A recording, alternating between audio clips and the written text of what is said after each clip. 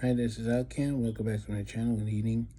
We had a very interesting subject in the news tonight. Apparently, a subway vendor, quotation subway vendor, was handcuffed and had her stuff taken away from her, led into the police precinct at the Broadway Junction train station. Apparently, some people on the left are going cuckoo over this because they thought, this is wrong. As always, they always want to defend the lawbreakers, but they don't want to help the transit workers, right? No, of course not. Anyway, so courtesy of ABC News, I will show you the video. I'm not going to play it, but you get the sense of what was going on. This is the video that they're talking about.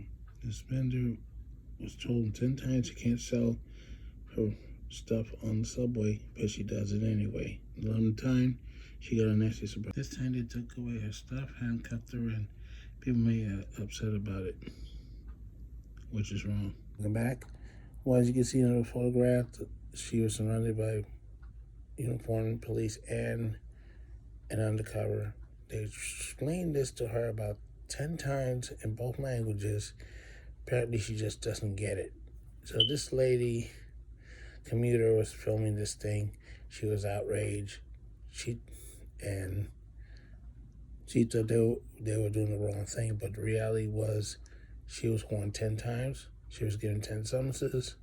Apparently, the 11th time they had enough, so they took her in.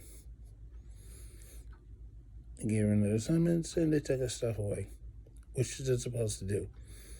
If you're gonna get on the subway breaking the rules and the laws all the time, then you don't have an orderly subway.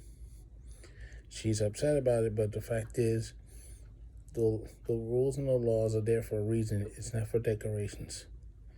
If you don't like it, go out to Albany and change it. It's some dingbat named Michael E. Bloomberg once said. The problem is when people did go out to Albany to try to change it, he comes to find ways to throw the change out the window. So much for that, huh? Oh, and then complaining about how bad the law enforcement has nothing to do with the operation of the trains. That's two separate things. The person is in the wrong because, number one, this person was breaking the law so many times, they just had enough. They could have been more nastier than this, but they were polite, and they took her in without, roughing her off, without doing any of these things he always complaining about. She can't be doing that. But yet then, she says, the lady in the video said, I want to find her, I want to help pay her fine, I want to help her replace. You know what? Why don't you help her get a permit? That would be a lot better help for her in the end, a permit. Or start a GoFundMe fund. But don't keep helping breaking the rules, because enough is enough. People are getting sick and tired. The people who do pay for the services and sick and tired of paying for everybody else to be breaking the rules, and they don't pay their fares, they don't want to follow the rules, they want to do what they're supposed to do. People are getting tired of that. And a lot of people are cheering the fact that she was taken in with handcuffs. So you're in the wrong. And I understand they want to have demonstrations of support.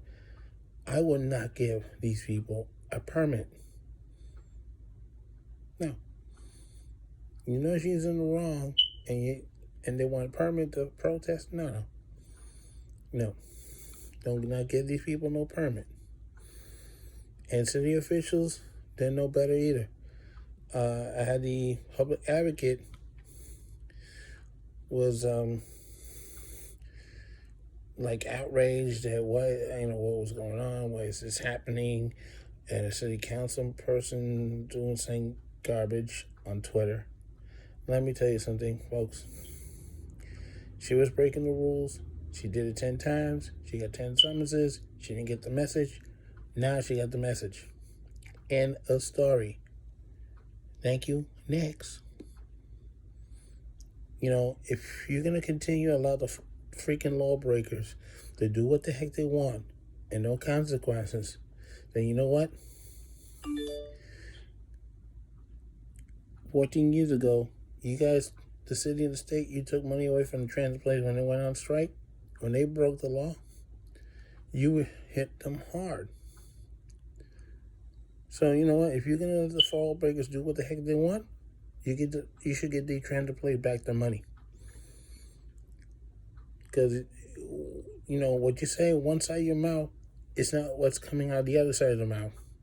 And a lot of times you go to Albany every year, they're wasting money trying to get bills passed. A lot of times they don't pass a lot of the bills. A heart bill hasn't been passed.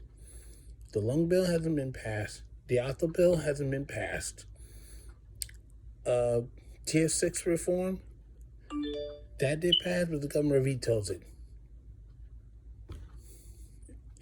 And I don't understand why there's even a Tier 6, because New York State Transit didn't deserve it. And the tail reform is sitting there like a dying fish. It hasn't been touched. You want the progressive stuff up there, but when it comes to transit employees, you don't want to help them out at all. But you want to help the people breaking the law. You want to help the people jumping the turnstiles.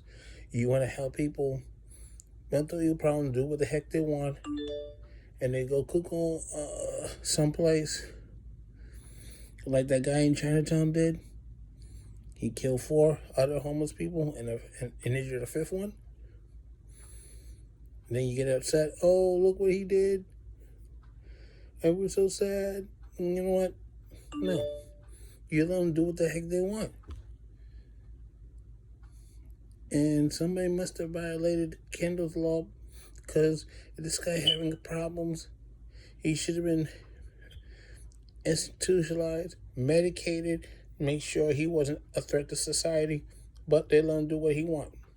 So now you got 4 dead homeless people and a 5th one injured in the hospital. And at this point, I really don't care anymore. You let them do what they want, this is what happens.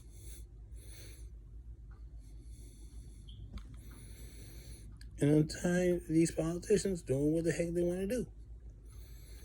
They don't care about the employees. They care about the lawbreakers. They care about the fare beaters. They care about the illegal vendors. They care about everybody else but the employees. I mean, the police and the firemen, every year they get an $8,000 bonus. You know how much a bonus the New York State Transit employee gets a year? $500 or less. Because you got taxes taken out. They get $8,000 clear. On sanitation too. Clear. $8,000 even. Clear. No taxes. That's right. And they pay in the same pension system. And yet they can always get the short end of the stick.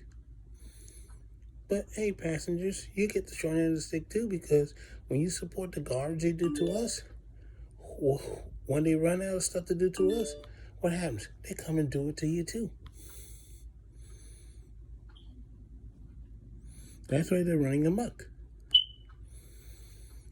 And they're upset that police are trying to enforce the rules and the laws about fare beating. But the thing is, the fare beating has been going out of control since 2010, and New York City Transit didn't address this problem.